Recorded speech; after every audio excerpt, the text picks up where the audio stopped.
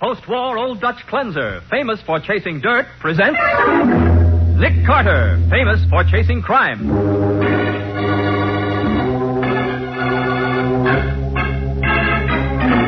Every week at this time, two great names are joined as new post-war Old Dutch cleanser brings you one of the most resourceful and daring characters in all detective fiction, Nick Carter, Master Detective.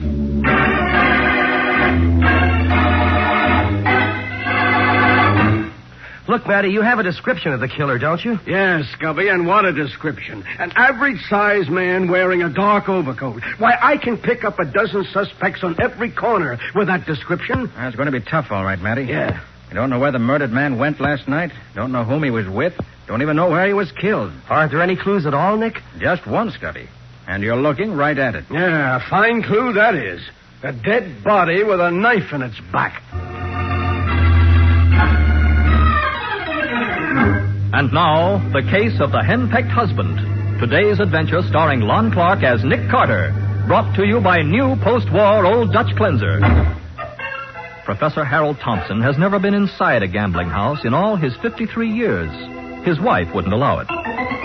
But since reading about the game of roulette in his encyclopedia, the professor is willing to risk Mrs. Thompson's anger because he has a wonderful plan. That's why he's come to Nick Carter. I shall win $20,000 each evening, Mr. Carter, and then cease my activities. Well, what do you want me to do? First, show me the establishments where this game is played. Second, ascertain whether the roulette wheel is honest. And third, see that I'm not robbed of my winnings by some footpad. Oh, Professor, what makes you so sure there will be any winnings? Well, from reading the article on roulette in my encyclopedia, I have evolved a system of wagering by which I can't possibly lose. Take my word for it, Professor. You can't possibly win.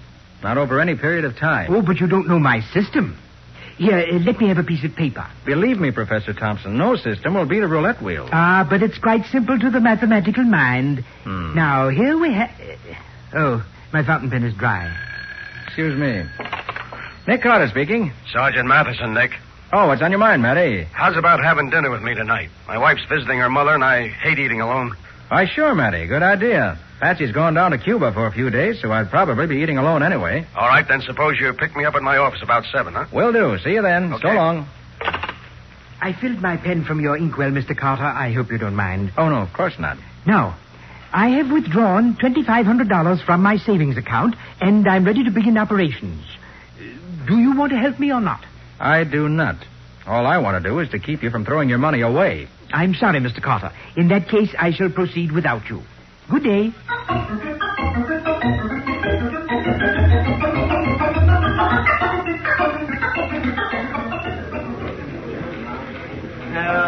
Hey, Daisy, take a look at the little old guy at the roulette table. Hey, he's doing all right, isn't he? Yeah, he's doing too good. Hey, look, maybe I ought to go over and get acquainted, huh? Yeah, feed him a couple of drinks and keep him playing till the house gets those chips back. Mm-hmm. I don't want him leaving here with that kind of dough. Number 4, black. Oh, there you are. Why, you lucky boy. You won again. But of course, I intended to. I was standing right behind you. Maybe I brought you luck, huh? Today's my birthday, you know. Really? Mm-hmm. Well, you must give me your address so that I can send you some flowers. Flowers? Are you... Here, I brought you a drink. Place your bets, ladies and gentlemen. A cocktail? Oh, but I mustn't. My wife never allows me to take intoxicants. Oh, go on. It won't hurt you. Gee, you got a lot of chips there. Yes, my winnings amount to $22,000. Where can I exchange them for money? You don't mean you're quitting? Oh, I must. It's long after midnight. I don't know what my wife will say. Not leaving, are you? Oh, you can't. Not when you're winning. Come on, be a sport. Well, since I have an extra $2,000, I shall wager it on number 33. Hey, wait a minute. You can't bet $2,000 on a number. 100's the limit. It's all right, Maxie. But, boss, the numbers pay 35 to 1. Who's running this place? Okay. It's your funeral. That's all. No more bets. Thank you, Mr. Beale. Harry Beale. Mr. Beale. Actually, I'm throwing away this $2,000. You see, I don't wish to win more than $20,000 tonight. And Number 33. Hey, you won again. my, how extremely fortunate. Yeah, another 70 grand. Maxie, close it up. Everything. No more play tonight. Okay, boss. Hey, Harry, you've got $90,000 coming. What are you going to do? I'm going to pay it. Come on back to my office, Sport. We'll have a few drinks to celebrate your good luck. Then I'll cash in your chips.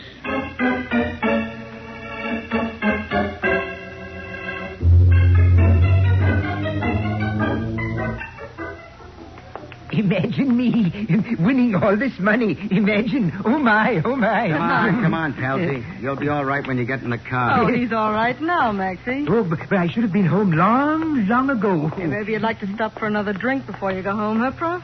Oh, no, Miss Gilmore, no. I might become a bit tipsy. And my wife... She don't like drinking, huh? My wife doesn't like anything. My wife doesn't like anybody. Except her brother Wilfred, of course. He's been visiting us for 9 years. Yeah. Here's the boss's car, Prof. This blue convertible. Pile in. Very well. I shall drive. Oh, no, I'm driving, chum. You sit in the middle. Okay. Oh, where do you live, Prof?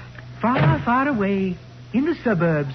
Eastview. Oh. Hey, Maxie, it's going to be too windy driving out there with the car all open like this. You better put the top up, hadn't you? Nuts. Yeah, I'll do him good. I assure you that I am quite capable of driving. Hey, Prof, grab your hat. What did you... Too late, it's gone. Oh, so it is. Well, if you will let me No, out... you sit still. I'll get it. Thank you. Thank you very much. Now, let me... Prof, what are you doing? You don't want to get behind the wheel. Maxie's coming back. Hey, come back here. Prof, turn around. Go back for Maxie. Thompson never turns back. What's the matter with you? I was thinking of my wife. If she could see me now with you, Miss Gilmore, she'd murder me.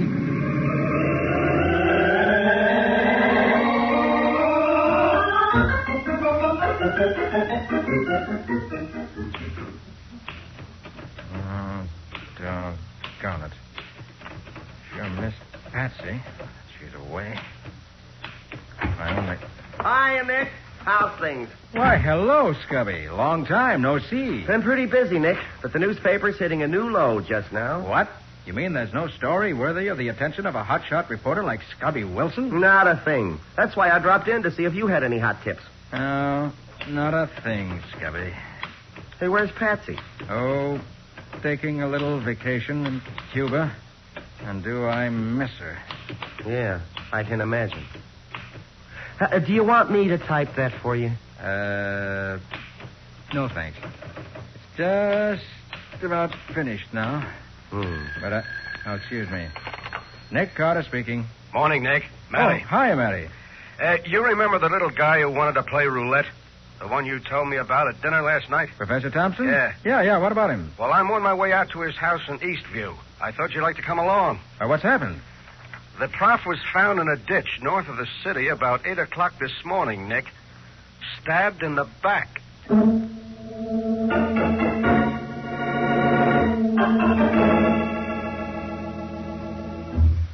When did you see your husband last, Mrs. Thompson? He left immediately after dinner last night, and... Is your name Mrs. Thompson? Well, now, look here. Never mind, Wilfred, dear. I feel strong enough to talk now. Now, don't excite yourself, Hannah. Remember your indigestion. All right, now, Mrs. Thompson. You know, I suffer terribly from nervous indigestion.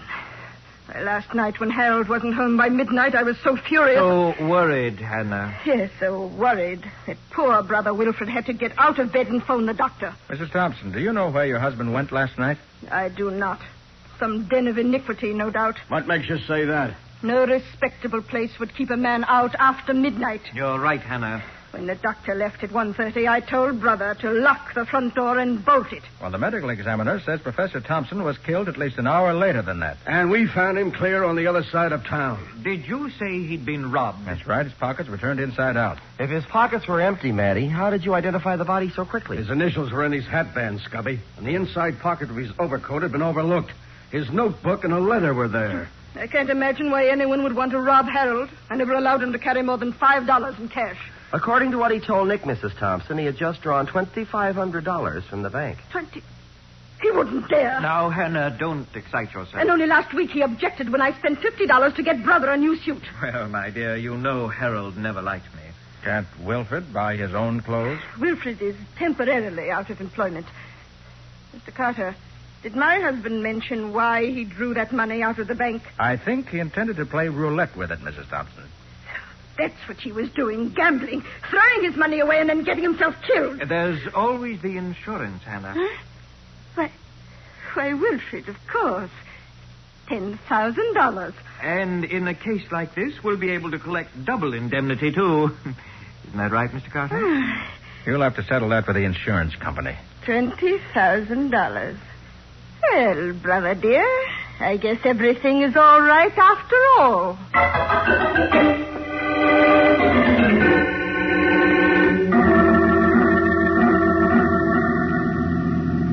Hey, Nick, where are we driving to?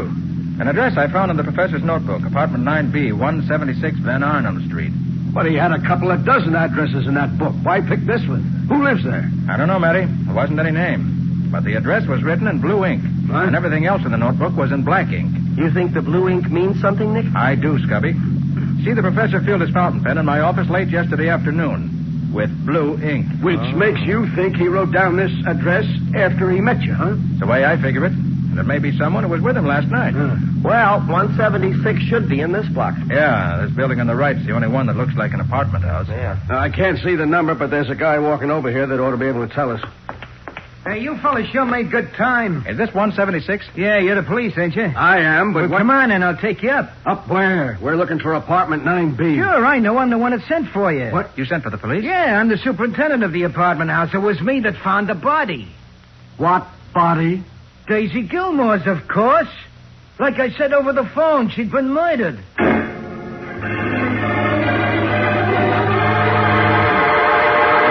And so the address in the dead professor's notebook had led not to a solution of the case as Nick hoped, but to another murder. We'll see what happens in just a moment.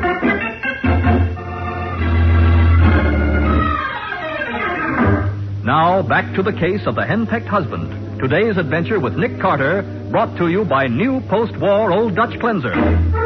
As Nick examines the lifeless body of Daisy Gilmore, Matty questions the building superintendent of Daisy's apartment house.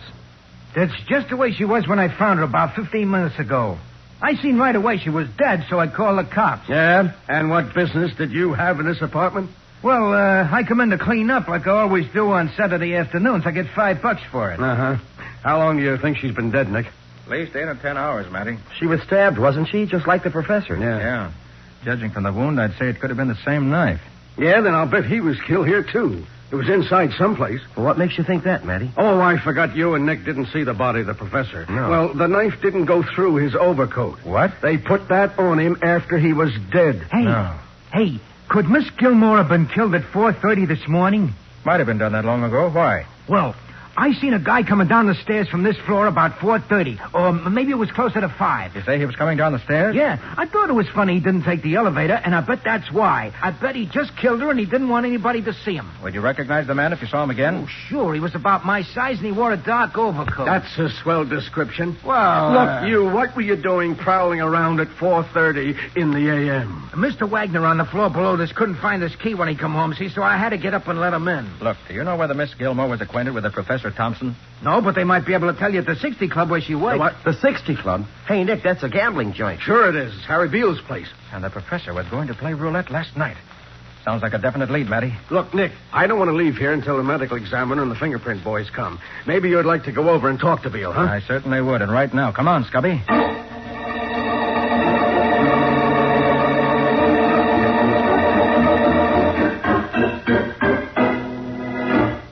I'm Harry Beale. What about it? I'm trying to find out whether a Professor Harold Thompson was in your club last night. Hey, Maxie, the guy wants to know if we saw the prof last night. Is he kidding? Then you do remember him. I wish I could forget him. He cleaned out the joint. You mean the professor won? He took $90,000 away from me, that's all. Oh. And in cash. I'll be darned.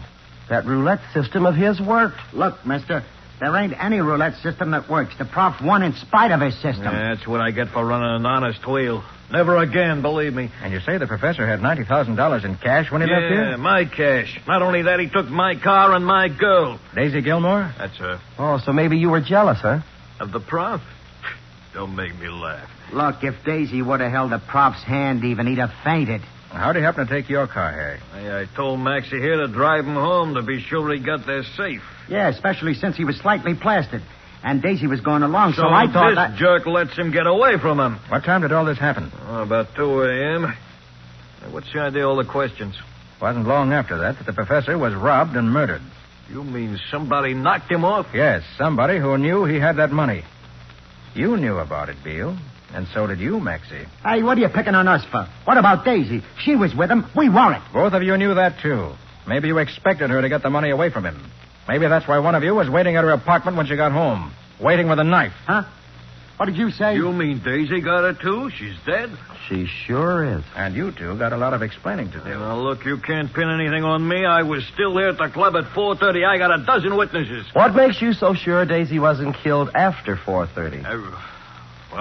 Look here, Harry. The superintendent of her apartment building saw a man leaving between 4:30 and 5, and he says he'd recognize that man if he saw him again. Maybe you'd better come down to headquarters and let him take a look at you. All right. All right, so I was there. When I closed up the joint, I hopped a cab to Daisy's place. When I walked in, she was already dead. So that's your story, huh? Well, Harry, I think they'll want to hear that at headquarters, too. Okay. I'm not afraid to go down there. Maxie, get me my hat. Okay. Isn't that it on the desk there beside you? That gay 90s model? Yeah. Not much. That belongs to the prof. What's that? Sure. That's how he got away from me. His hat blew off, and when I got out of the car to get it for him, he drove off and left me. So that's what's happened. Come on, Scubby. We got work to do. Hey, copper, I thought you was hauling me in. Haul yourself in, Harry. I'm going after the real killer.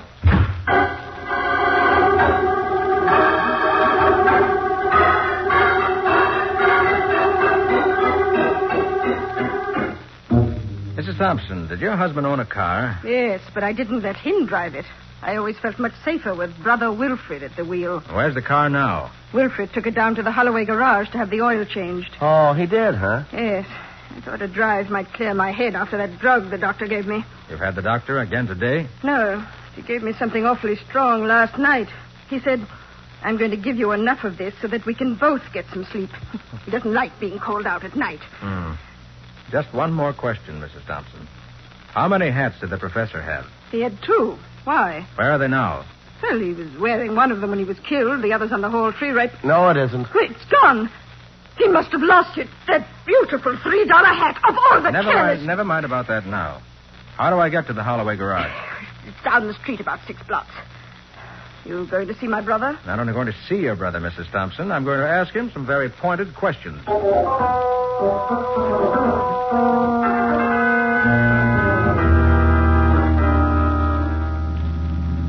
Look, Nick, you're not really sure that Wilfred killed the professor, are you? I'm positive, Scubby. Okay. But why? Well, the professor lost his hat at the 60 Club, and yet he was wearing his other hat when he was found dead. That proves he got home safely. But suppose he went out again? Oh, no, not him, Scubby. Not at 3 o'clock in the morning. Besides, the front door was locked and bolted. Mrs. Thompson was in a heavy sleep induced by a drug. So Wilfred must have let the professor into the house. Sure. After he killed him, he got the overcoat and the second hat off the hall tree. Put them on the body and then drove to the other side of town and dumped it in the ditch. Sure. Thought he'd make it look like a holdup. You think Wilfred also knocked off Daisy? I'm sure of it. The wounds in both bodies were made by the same kind of knife. Probably one he got from the kitchen. Oh, but Nick, how could he know about... We'll find out that later. Here's the Holloway garage just ahead. Hey, did you notice that car that just came out of the garage, Nick? Yes, and Brother Wilfred was driving it. His sister must have phoned ahead to warn him. Oh, I should have expected that. Now, darn it. Hey, do you think that we can catch him? Unless that bus of his can make better than 90 miles an hour, I can. Hold on, Scubby.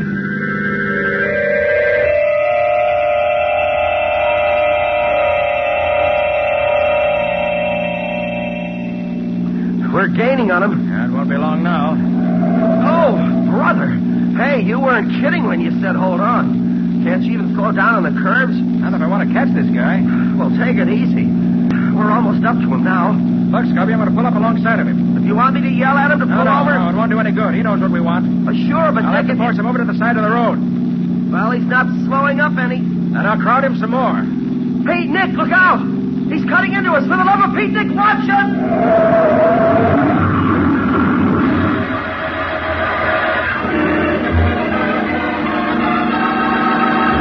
At high speed, the killer swerves his car directly into Nick's, and with a crash, both autos leave the highway.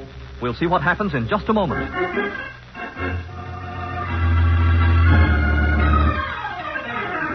Now for the conclusion of the case of the henpecked husband. Today's adventure with Nick Carter, brought to you by new post-war Old Dutch cleanser. Driving at high speed, Nick Carter tried to stop an escaping killer by forcing his car to the side of the road. But the killer, realizing he's been trapped, smashed his car into Nick's. With a crash, both cars left the road. It's now a few moments later. Oh, brother. Oh, was that a narrow escape? You hurt, Scubby? I don't think so. All my joints seem to work okay. How about you? Nothing serious, I guess. You know, for a minute there, I thought we were going to turn over. Darn lucky we didn't. Darn lucky I had good brakes. I managed to slow down a little before he hit us.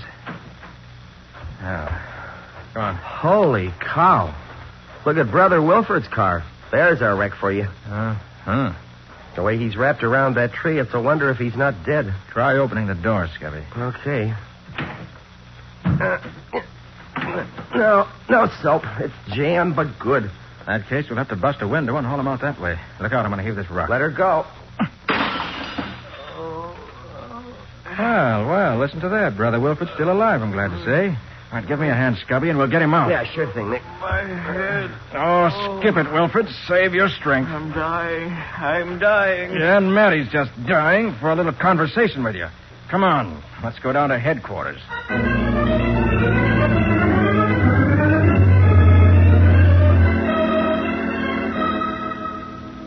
What's the doctor say, Matty? No bones broken, plenty of bruises, and a possible concussion. We'll know in a minute, Nick. It's a wonder we're not all dead after what happened. You can come in, Sergeant. Doc says no concussion. You can talk to him if you want to. Brother, I sure do. Come on, Nick. You too, Scubby. Okay.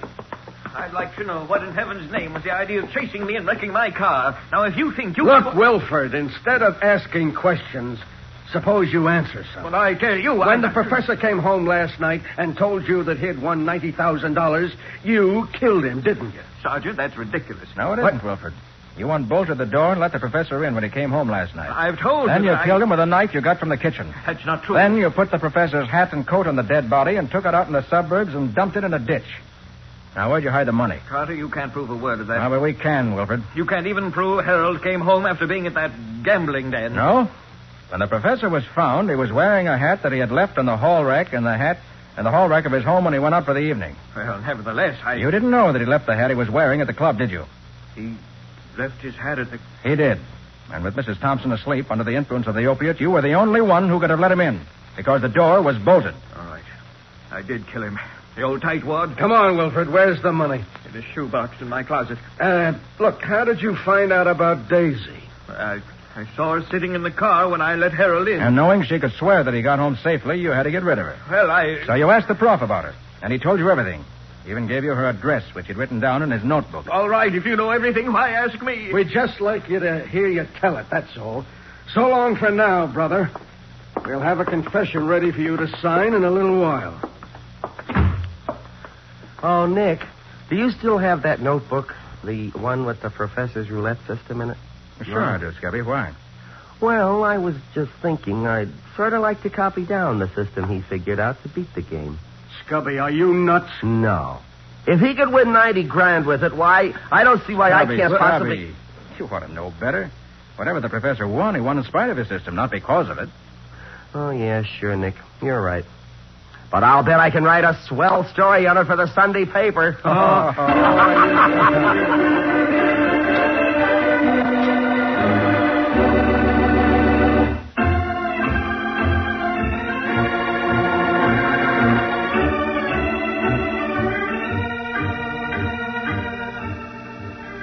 Nick Carter, Master Detective, is presented each week at this time by the Cudahy Packing Company.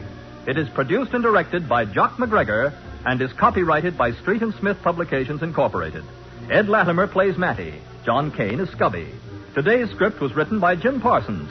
Original music is played by Henry Silverne. This program is fictional, and any resemblance to actual persons, living or dead, is purely coincidental. Friends, despite the progress made in the treatment of cancer, we can't let up in our fight to stamp out this dreaded killer. Yes, every 3 minutes, someone dies of cancer. and the fight against it can be carried out only with your help. So give, and give generously, to the American Cancer Society. Give more than before. This is Michael Fitzmaurice saying, when minutes count, use new post-war Old Dutch Cleanser.